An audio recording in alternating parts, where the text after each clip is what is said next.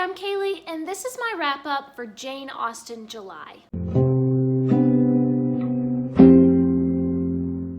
I had so much fun during Jane Austen July. I read 3 books for Jane Austen July, and I watched 1 movie adaptation. I reread Mansfield Park by Jane Austen and enjoyed it so much. I did a full separate review for that in another video, which I will link up above and down below, so you can hear all my thoughts about how I just completely changed my mind and fell in love with Mansfield Park. And then I watched the 1983 BBC miniseries of Mansfield Park. It's not my favorite, but it is pretty good. If I had to give it a star rating, I'd probably give it like 3 out of 5 stars. It is very faithful to the book, using the exact dialogue and some of the exact scenes from the book. The acting is not always the best, and the camera work and the lighting are not great. But as a purist, I appreciated how closely it followed the book.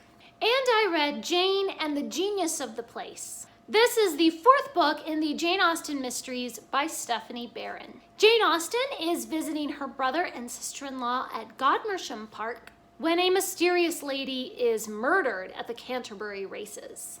As justice of the peace for their county, Jane's brother Edward must investigate the murder, and Jane is all eagerness to help solve the puzzle. I really liked this story and the real history of Jane's life that's behind it. There's quite a lot of real history woven into the story, with Jane's real family and her acquaintances, but of course the actual murder mystery and Jane's involvement in the investigation is entirely fictional. The best part of this book is a close look at Jane's day-to-day interactions with her family, her nieces and nephews, and especially her sister, Cassandra. It's really fun to imagine what their family dynamic might have really been like. The murder mystery itself is good, but sometimes a little predictable. I was completely shocked at the ending, though. I feel like the mystery could have been solved more satisfactorily. There are a few loose ends that are kind of just left hanging at the end. I loved the formal writing style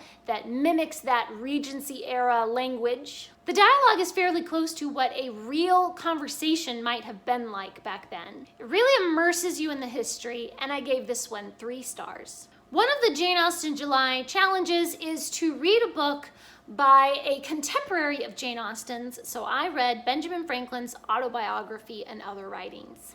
This is a really interesting look at Ben Franklin's life.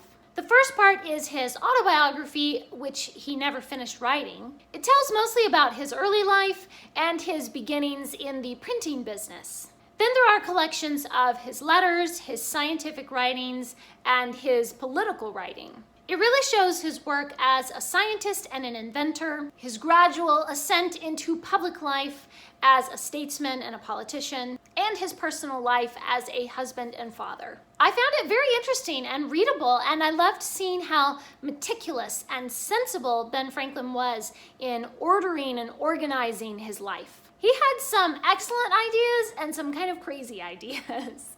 He was a person that was just always searching and wondering and puzzling through the mysteries of life. He must have had a terrific amount of energy for everything that he accomplished. Reading this makes me think that he was just this wild and rare personality. I really enjoyed this close look into American history, and I gave this 3 stars. And that's everything that I read and watched for Jane Austen July. I was able to finish all of the goals that I set for myself to read a Jane Austen, and then to read just like Jane Austen related, and then read a contemporary of Jane Austen, and to watch a movie adaptation. Please leave me a comment down below and let me know what are some of your favorite classics that you've been reading recently. Please subscribe, and remember, the right book in the right hands at the right time can change the world.